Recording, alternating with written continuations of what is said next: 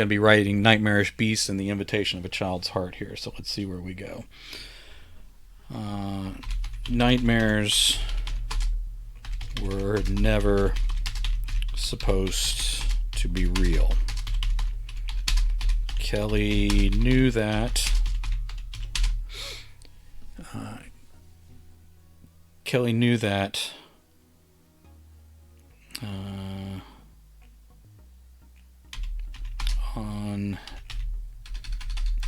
Kelly knew that in her head, but there was no denying something was going on. Her sister was married,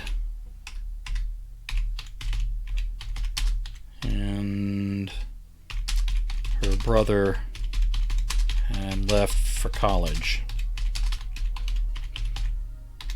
This didn't feel like the sort of thing she could tell her parents. It would just be dismissed,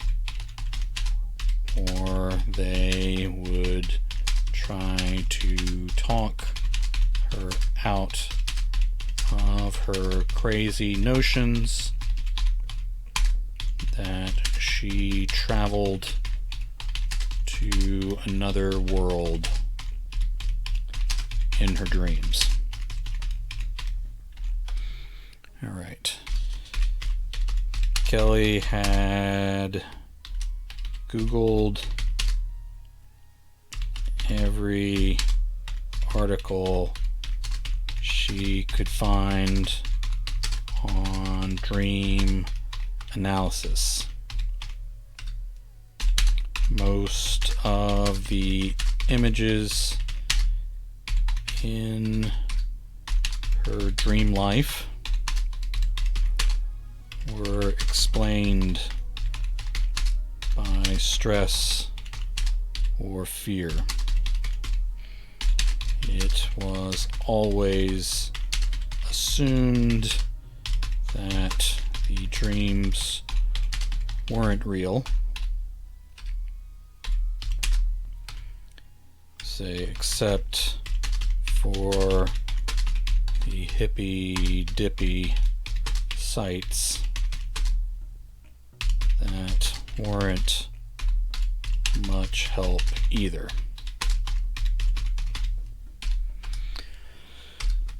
She dreaded going to sleep, and she never woke up rested. Her parents noticed sometimes,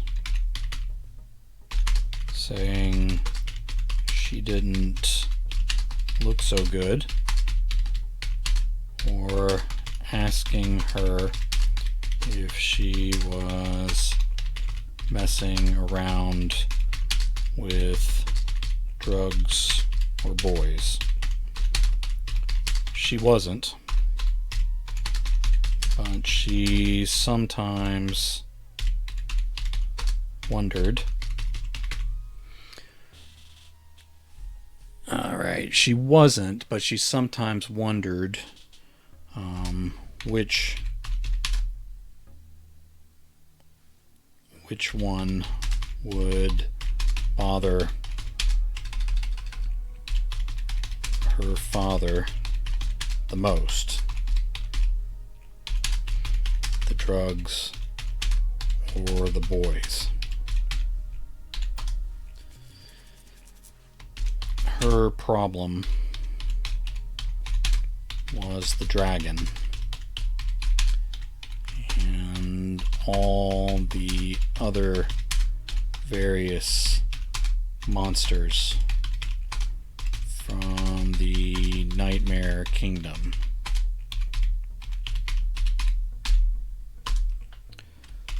Sometimes she tried to stay awake,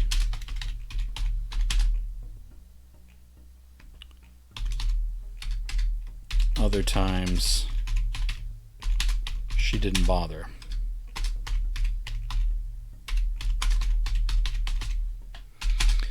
Alright, sometimes she tried to stay awake, other times she didn't bother. Eventually, she slept every night. And Bradle was there to greet her.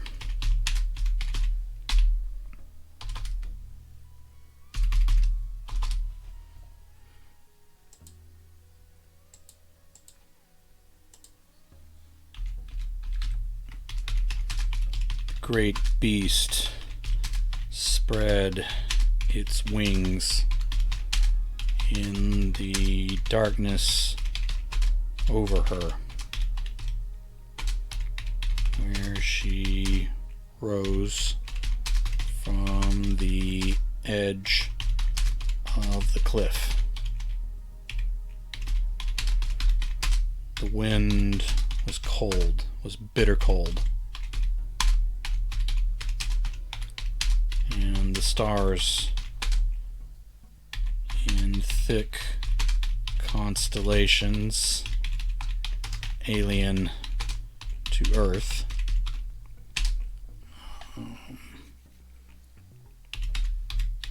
twinkled like light off of chips of ice.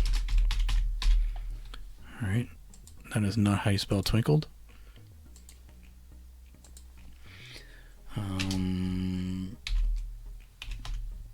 Bradle spread his leathery wings and stretched his neck to give an awful echoing roar.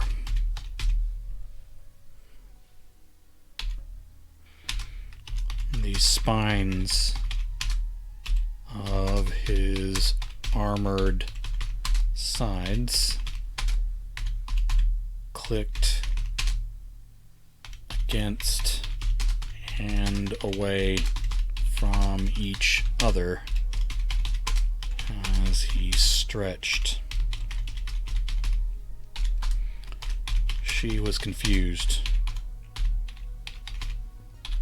more than usual.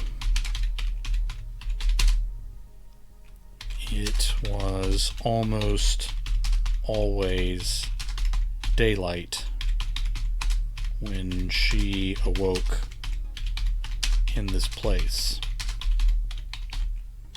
Also, this was not where she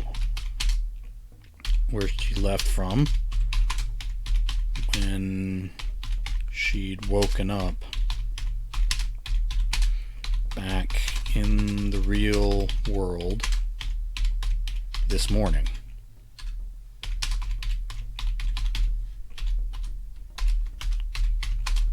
Did you bring me here, you awful beast?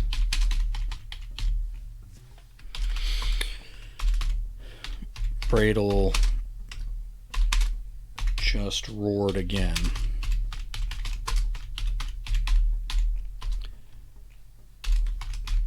Enough of that, monster. I already have a headache. Let's say Kelly, in her dream form,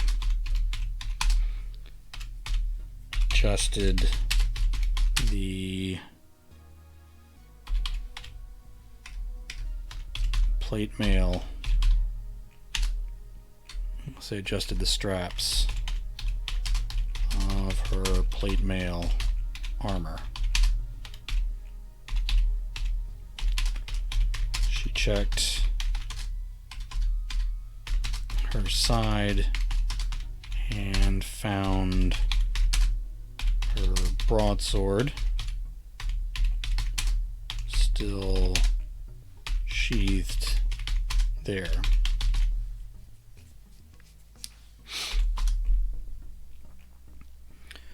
A couple years ago, she would have thought this was the greatest adventure of all.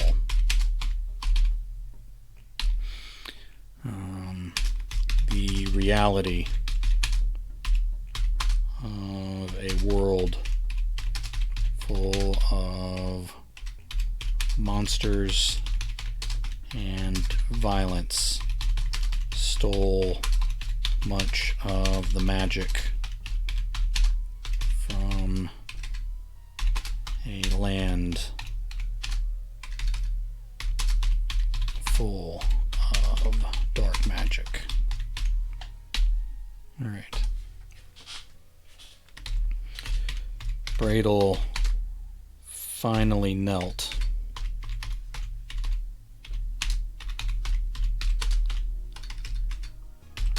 and presented the saddle harness behind his wings. Kelly sighed and climbed on. Before she could fully secure herself in,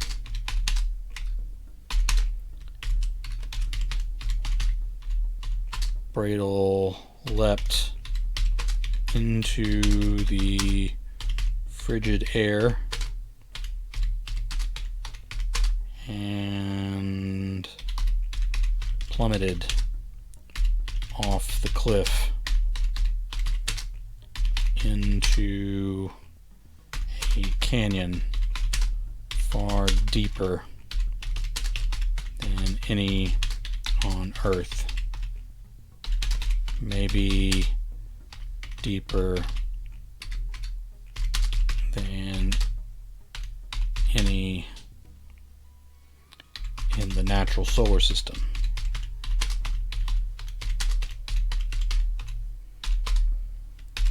Her ears popped with the changes in pressure from the sudden loss of altitude.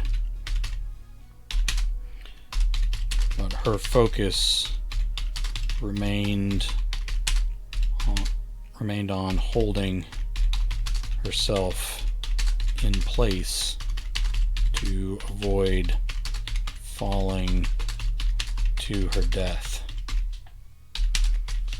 She wasn't sure what death meant here for the little girl version of herself lying fitfully, I'll say lying in bed, no, laying in bed, of herself laying in bed, stirring fitfully through her dreams.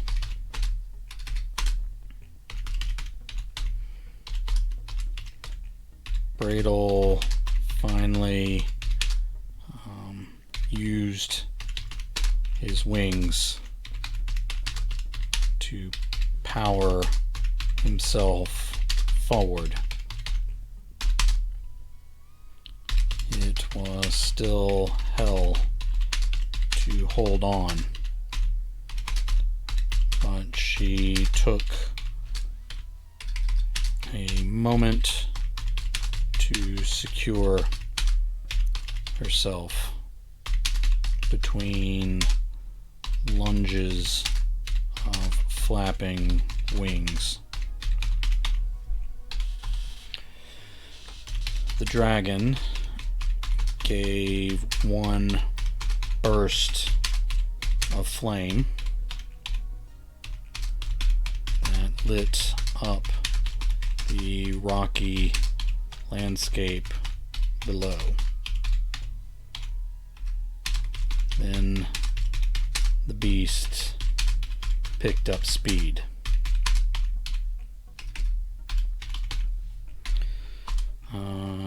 Kelly's hands and face were numb after hours of flying. Snot and saliva had frozen to her cheeks, and she endured the sting of wind burn.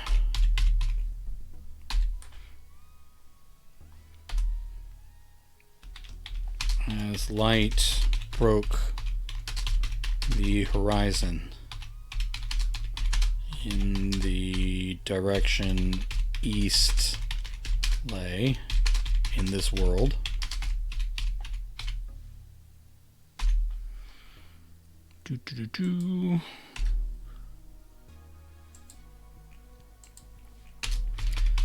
the lights of a castle came into view below and ahead of them.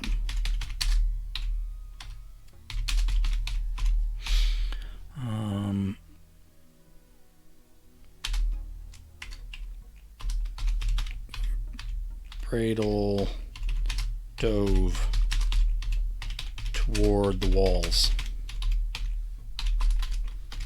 We need an army to attack this place, Kelly protested. We need an army to attack this place, Kelly protested. You are a foolish creature. You're a foolish creature for bringing us here alone. The dragon roared back in response, and that sound brought motion from the castle they closed in upon.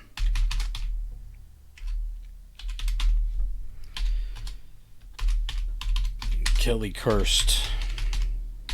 It was one of the really bad ones that she'd never say in the world where her parents could get to her.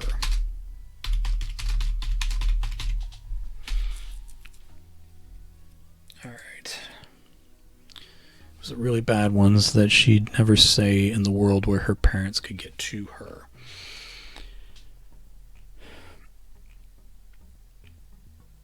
Say black arrows and rocks flew through the air toward them.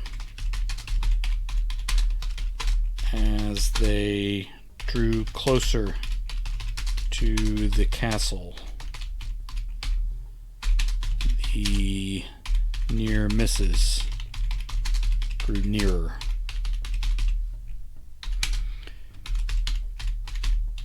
Bradle dove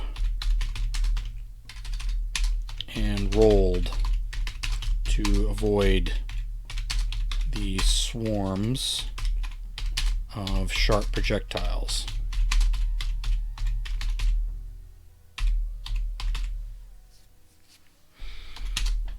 Alright. Kelly threw up a little in her mouth and forced it back down, acidic and bitter. The arrows stopped as Bradle flew close enough to spray the walls and interior courts with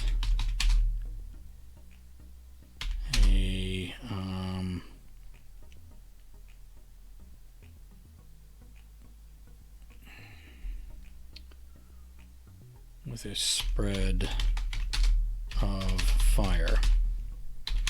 Screams rose from the inferno, but Kelly couldn't tell if those were human cries. Then something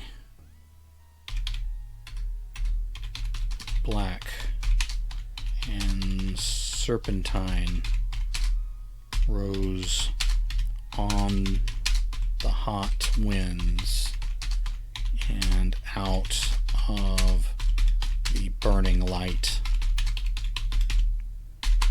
This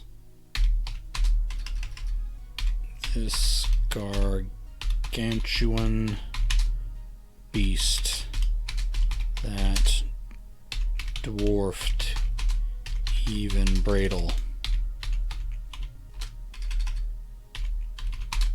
struck them in the air. Better than alkaline and sweet. That would just be weird. There you go. That's good.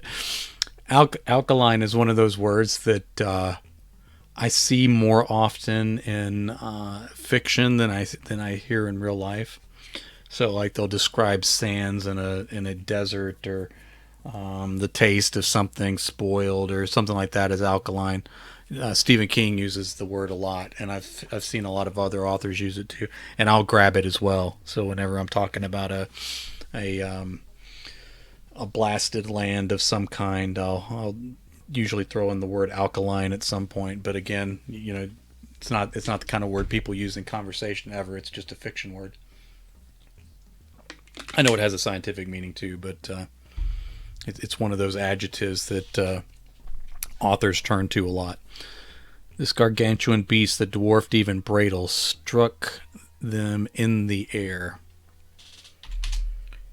No amount of harnessing would keep her in place through this. She found herself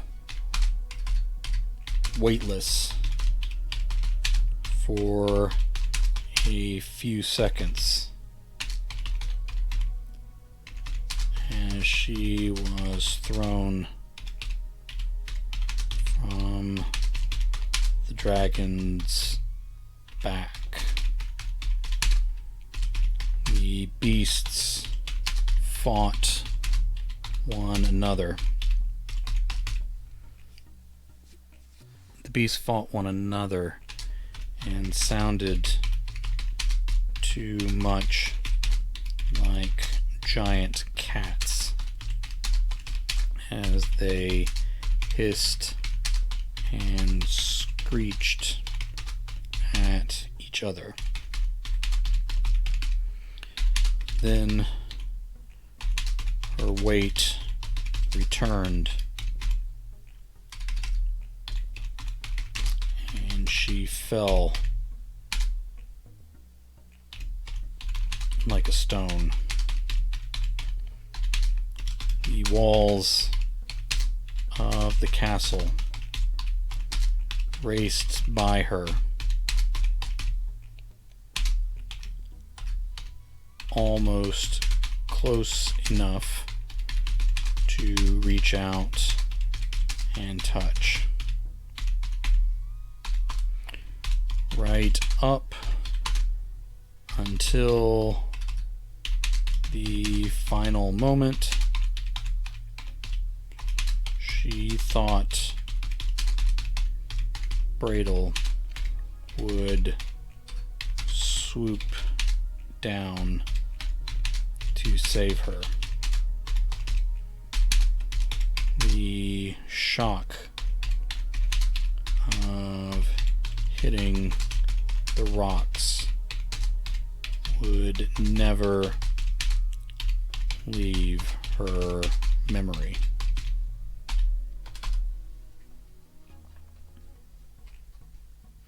All right.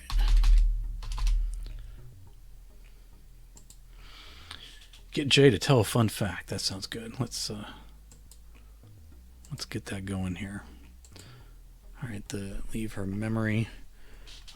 Kelly jolted awake in her twisted sheets, soaked in sweat. She still felt the pain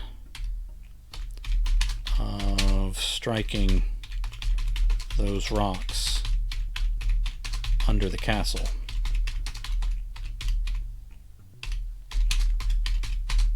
Her back was in agony. Her legs ached. She felt around to be sure nothing was broken, and though she appeared whole, she feared moving. Kelly considered calling for her parents. All right. I'm going to change Kelly to she, because I already started the paragraph before with Kelly. All right. Let's see if I have a fun fact here that we can share. All right.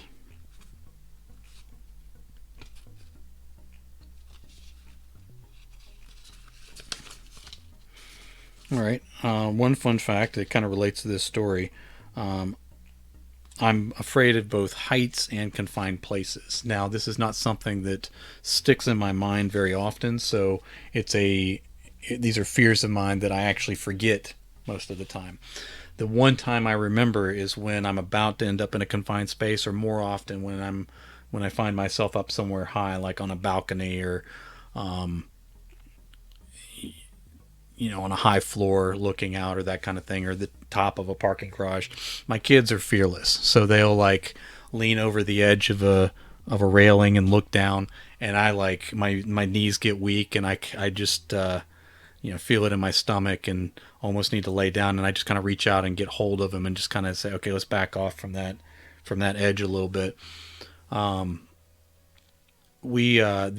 The World Horror Convention, when it was in Atlanta the last time I went, we were in that, I can't remember what the hotel is, but it's a one that's like open all the way up through the middle, and so like all around the rooms there's the circle of a balcony that you walk on, and then there's these like bridges that come out to the elevators in the middle.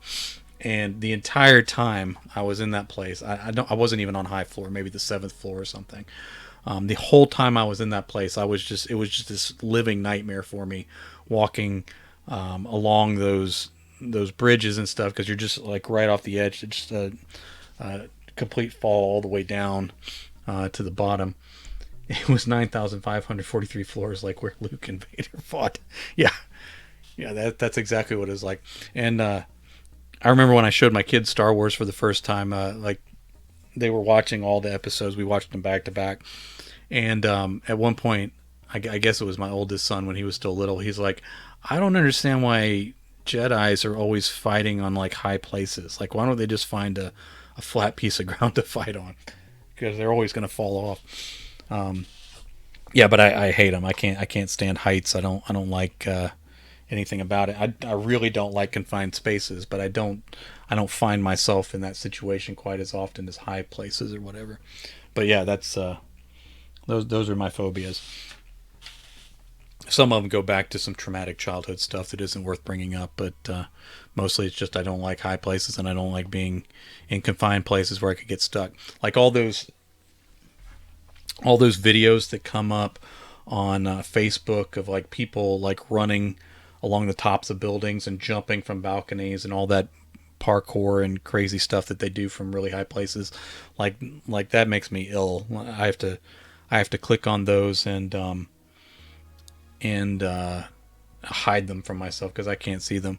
And then like all the stories of people climbing through caves and going through really tight spaces and even getting caught like in some place, that's an absolute nightmare for me. So that's the kind of stuff that that's the kind of stuff that really bothers me. Locking you and Mary in the closet at MondoCon. And for anyone who doesn't know, Mary is Armand's cat that he got from a dumpster out behind a Taco Bell.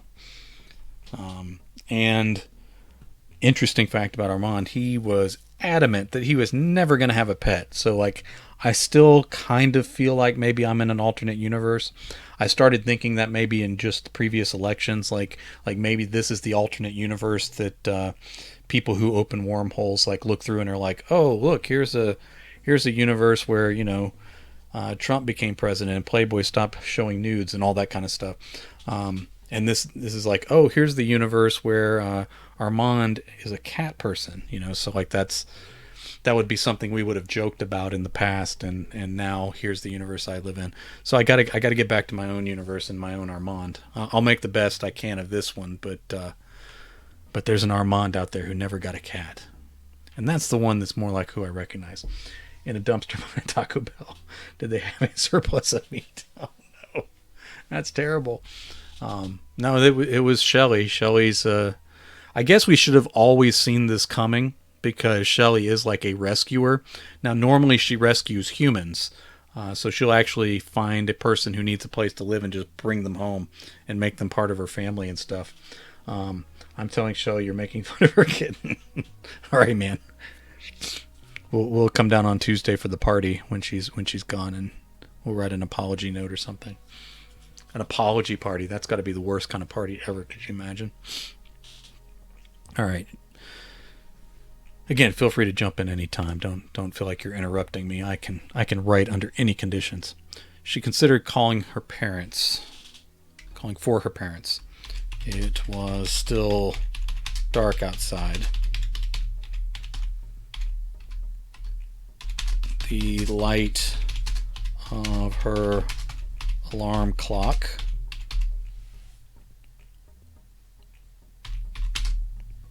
shone blue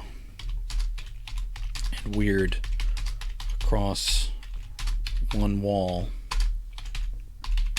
and in the corner of her ceiling. Tom says, can't write with a cat on your head. Well, you never know. You never know until you try. And I kind of have a feeling that Armand's going to make me try, no matter how allergic I am.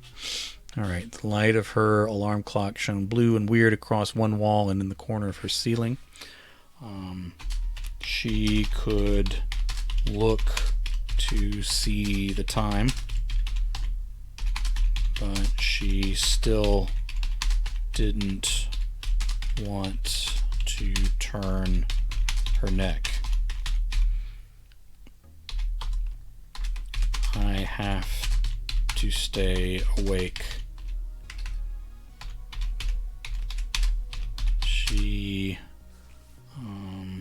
said out loud in a gravelly voice. Kelly needed a drink of water.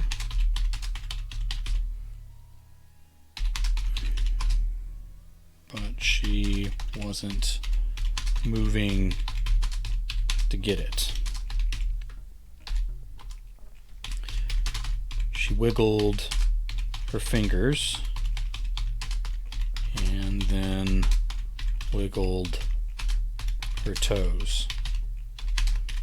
Everything seemed fine. Kelly didn't realize she was falling asleep again until she gasped, fully awake. If she went back now, would she be in her... Would she be in her broken body upon those rocks?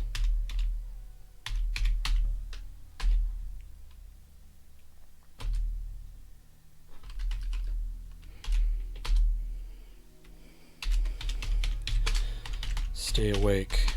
Stay awake. Stay awake. But eventually she dozed off again. All right. Second time into the fantasy world. When I'm doing, I kind of do this with horror too, but when I'm doing a fantasy story especially, I kind of stick with the rule of three, because most fairy tales follow a pattern of three. Like monsters will show up 3 times, there'll be 3 tests, all that kind of stuff, and that tends to be the pattern, and it kind of holds true. I mean, you know, when you talk about stories, you have 3 acts a lot of times. There's a 5-act system too, but that idea of threes tends to work for a lot of readers. Now, of course, if you have a novel, you're going to have a lot more than 3 times, but even then, it can still apply. But if you're doing a story that involves a monster or something that's hunting down or tracking your character or anything of that nature, if you have 2 encounters with the thing, then a lot of times readers they can't quite figure out what they don't like about the story, but it kind of feels to them like something's missing. When you have 3 encounters with the monster or whatever the situation is, then somehow that tends to feel more complete to the reader. Now, they may still not like the story, but they sometimes feel like it's a complete story because they've gotten those 3 beats that were kind of conditioned for. Now, there's value in breaking patterns. So if that's what everybody's mind expects, if you do really well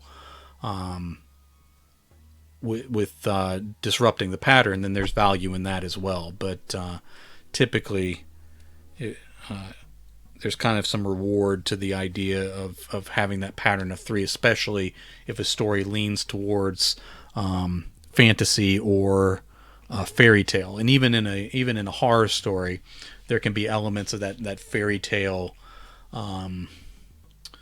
mystique to it. You know, that idea that, you know, there's something under the bridge that doesn't want you to cross, or there's some creature that's visiting upon the hero or the victim that they have to defeat. So that pattern of 3 a lot of times harkens back to to the kind of stories that we learned as kids, and that first introduced us to the elements of horror and fantasy and that kind of thing. So something to keep in mind there.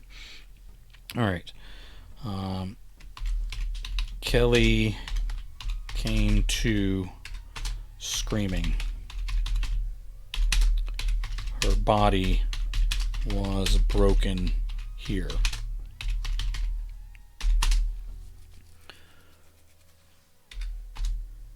It took her a moment to realize she was no longer outside,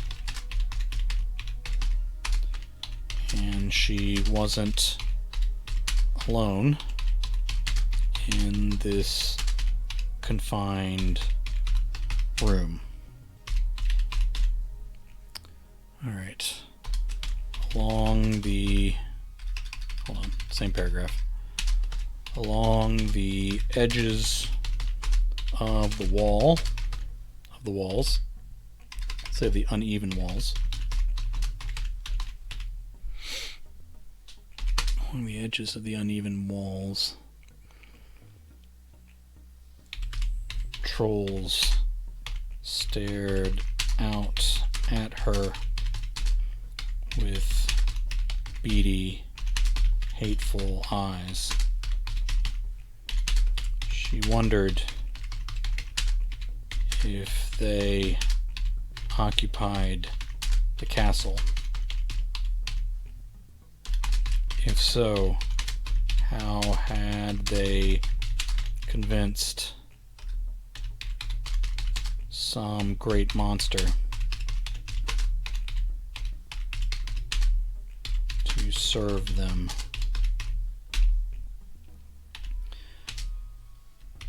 The scant light of their cooking fires. The scant light of their cooking fires showed their jagged teeth.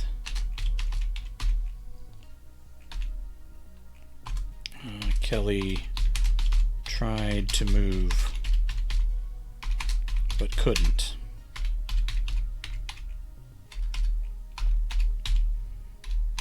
She was broken in agony and perhaps about to be eaten alive. All right. Now what happens to her?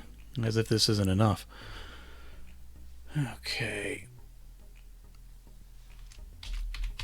She lifted one arm, seeing the bone sticking out of the flesh near the elbow.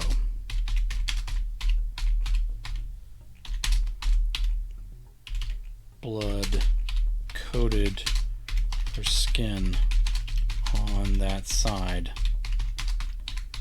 and one of these things had removed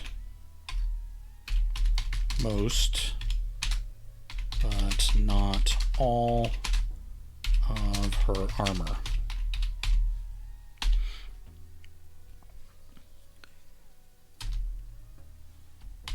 She was about to start screaming again,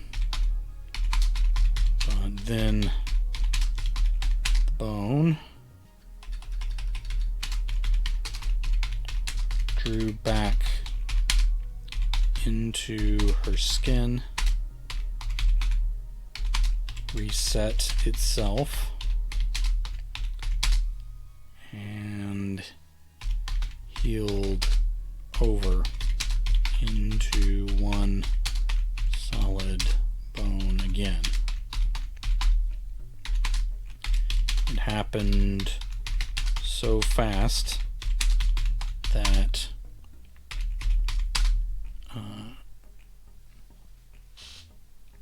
she gasped in shock more than pain.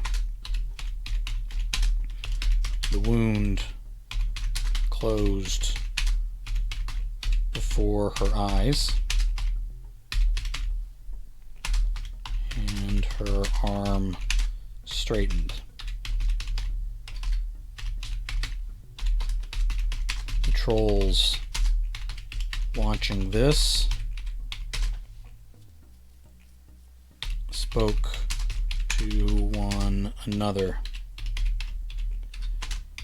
in their tittery, clicking language.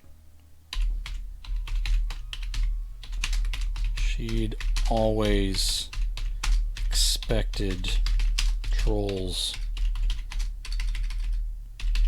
to have deep, foreboding voices.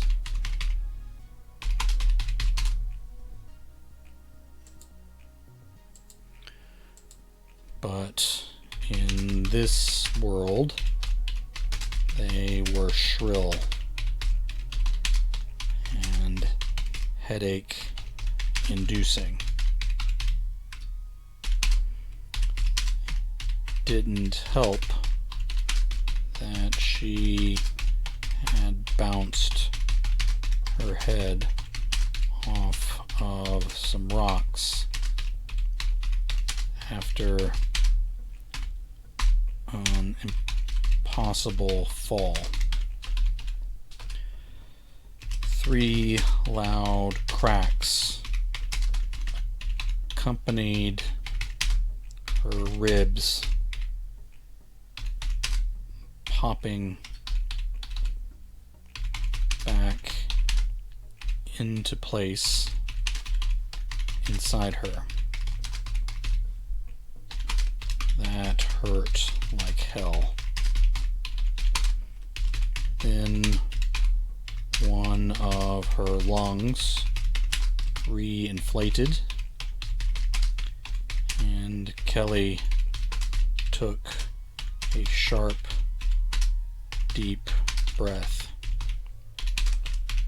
She hadn't realized how little oxygen she had been getting until her body caught back up on it. What's happening? Her voice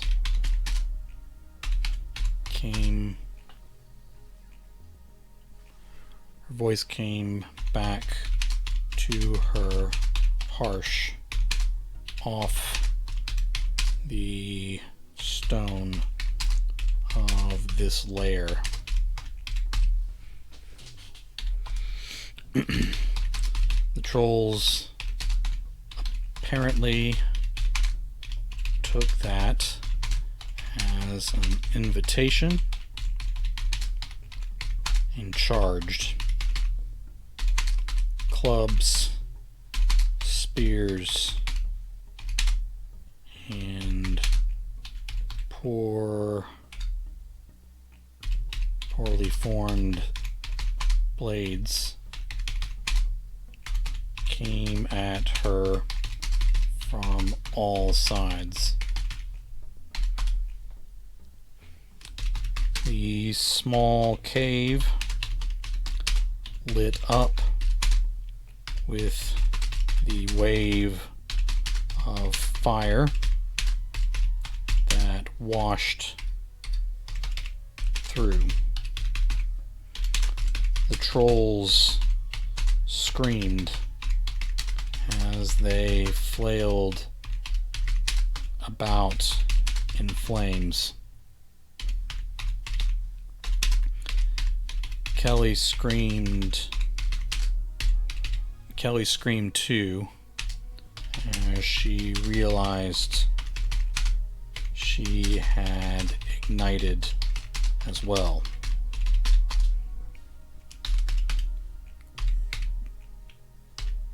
Bradel pressed into the cave, too small for his bulk.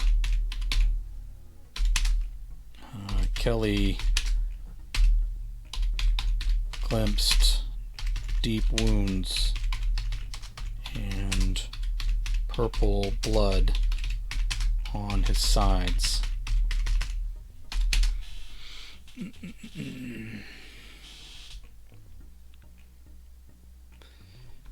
He tore into the trolls as they tried to escape around him. Kelly blacked out from the agony.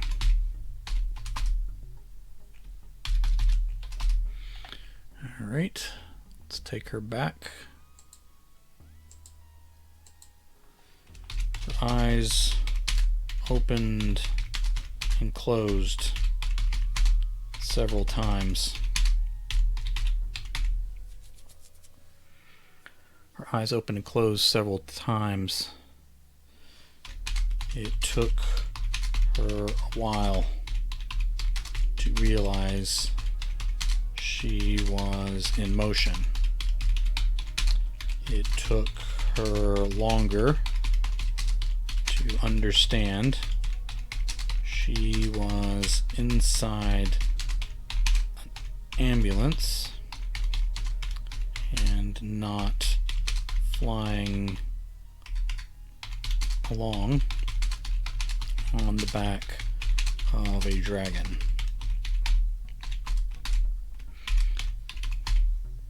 Kelly, can you hear me?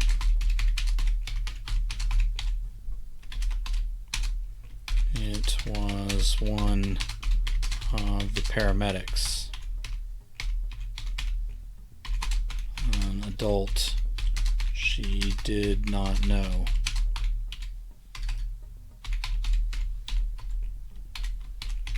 What happened? Where's my mother? Can you hear me, Kelly? Yes, why am I here?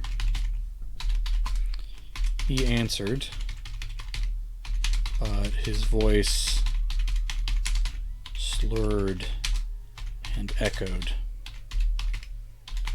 At first, she wondered what was wrong with him, then realized she was going back down into the darkness. No, I don't want to wake up burned.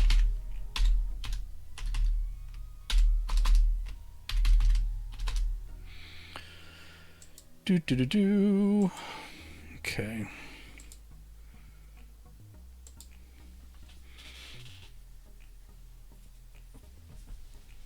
All right.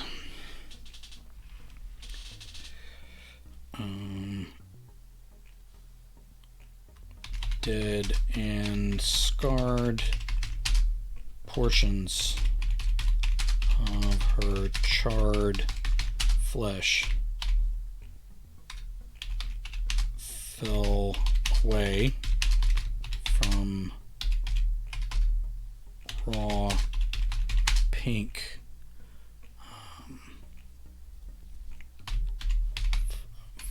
skin that had grown over and healed as she watched.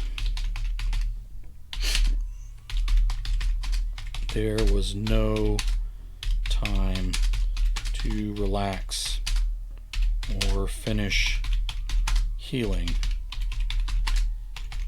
as the long black monster caught up with them again.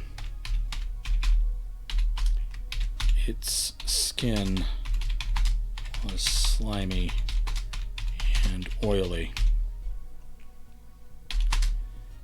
Each time Bradle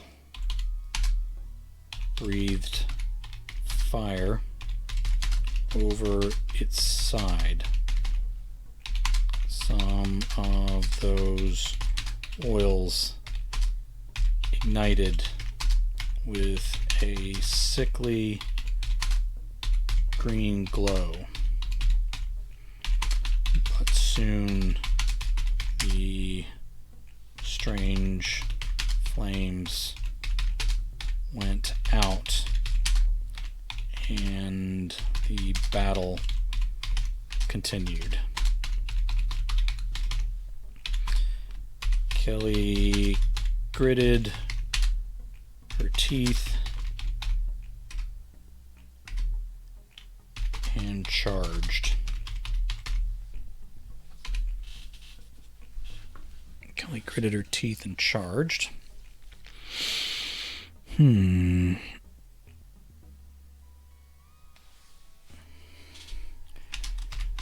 raised her sword high and braced herself as the dark monster prepared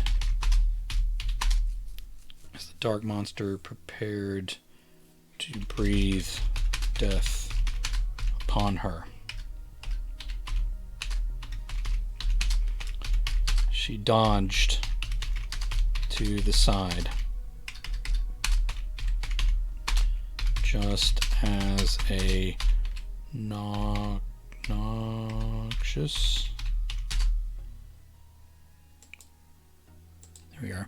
noxious stream of acid coated the ground and even melted the rocks where she had been. Kelly had no desire to come back from that injury.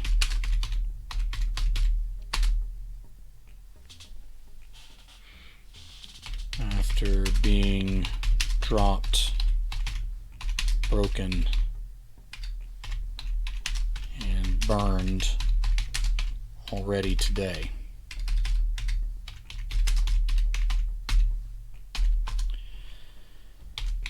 She charged under the attack,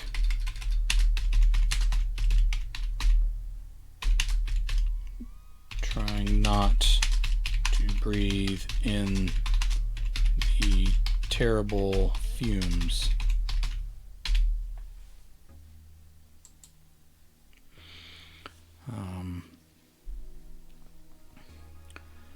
The beast twisted to fall upon her, but she swung her sword as she dove.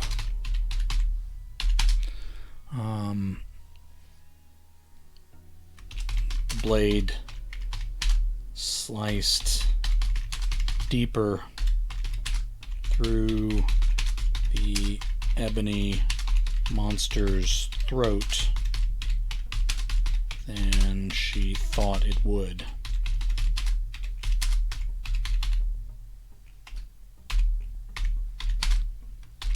Following through. All right, let me make that a new paragraph. Following through she found herself tumbling down the slope.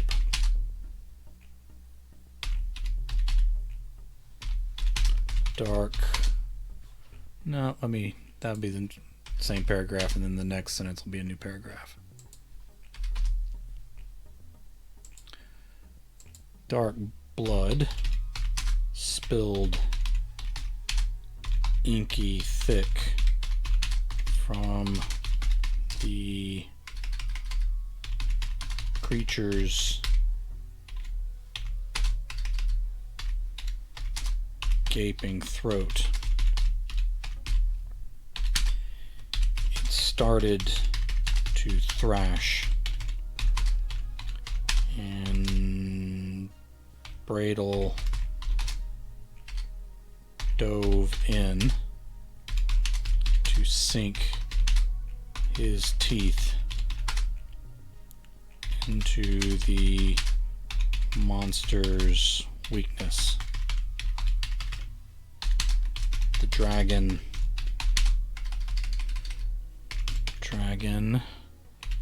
sounded like it was gargling. Then he breathed fire straight into the wound and down the exposed air pipe.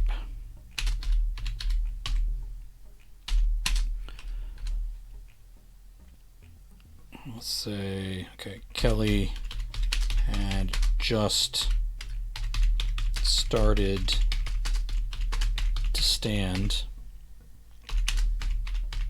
when the beast exploded. Burning oils, charred flesh, and Bradle himself flew in every direction. The force of the blast lifted her off her feet and sent her bouncing across the rocky plain.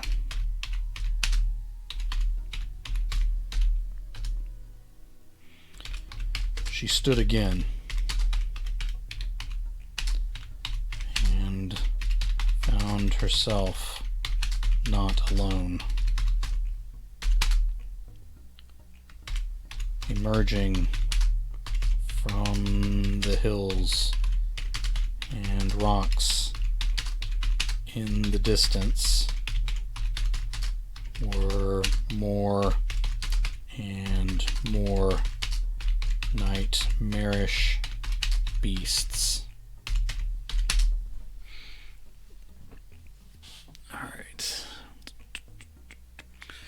Things with many arms and insectile faces.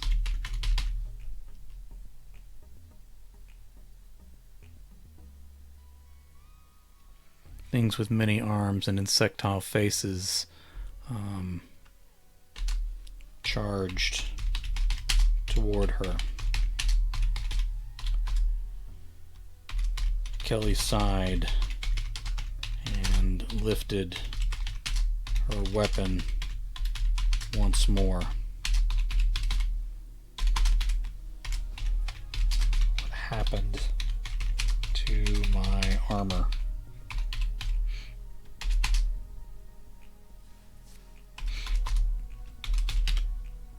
Bradle, despite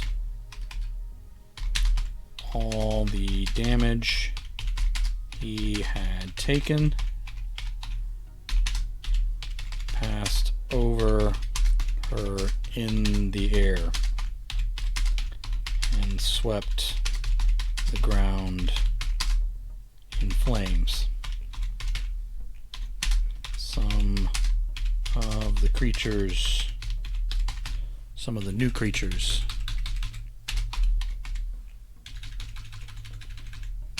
in this attacking menagerie fell. Others fled, but most kept coming. Why am I here?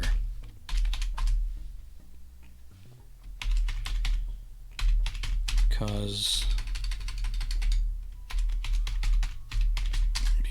your heart invites it.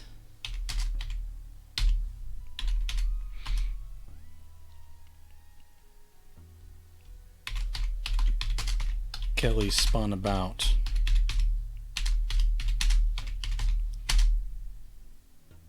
To see an armed man and woman right beside her. She swung her blade on them. He parried her with his own sword, and the woman, apparently a sorceress. That's not how that's spelled. Apparently a sorceress, clipped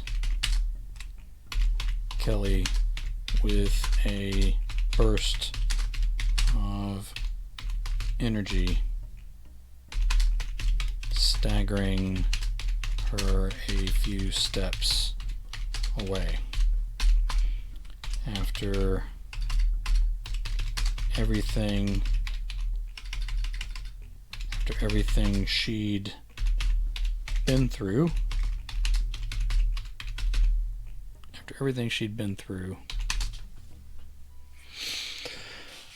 the little bump of magic barely stung at all.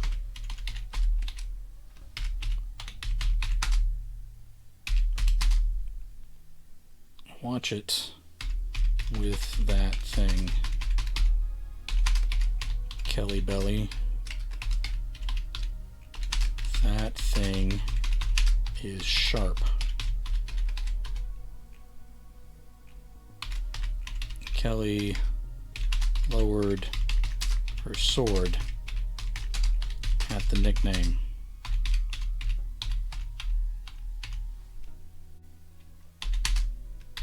Say Kyle, Katrina,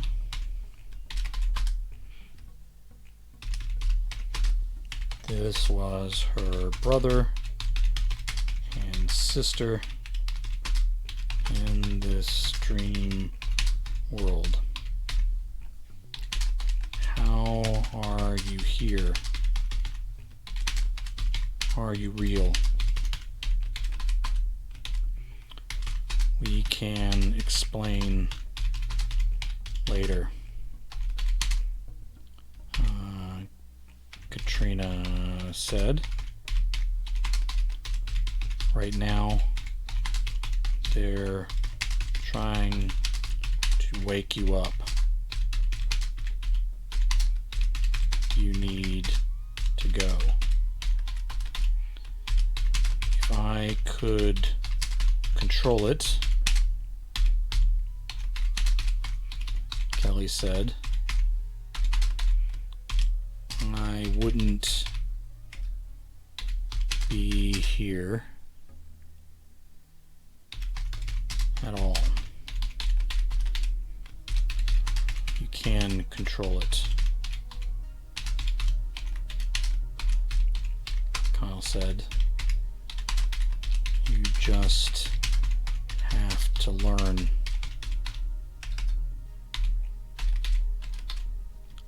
How? Show me. Not yet. Katrina said. Not yet. The next blast of energy from her sister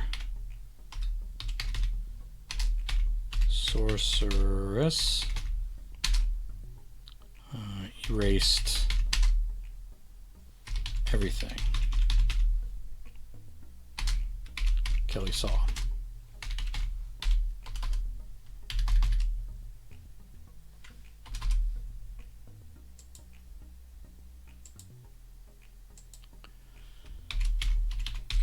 Kelly opened her eyes in a hospital room.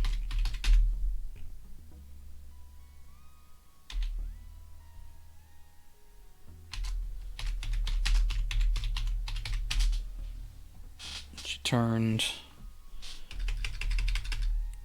She sat up to find herself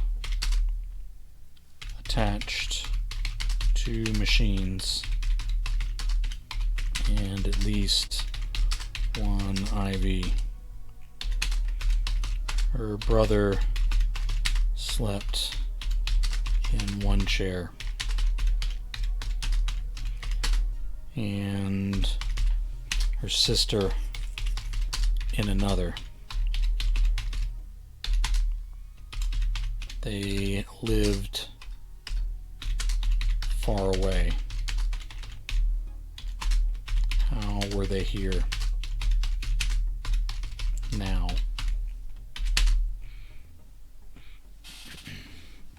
Where were her parents?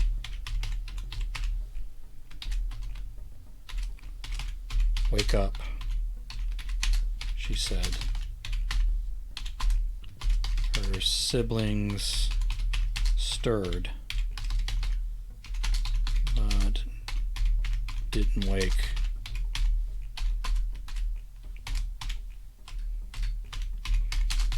Wake up. Someone from the hallway stuck her head in. Did you finally wake up on us, Kelly? You had everyone very... Okay, let me...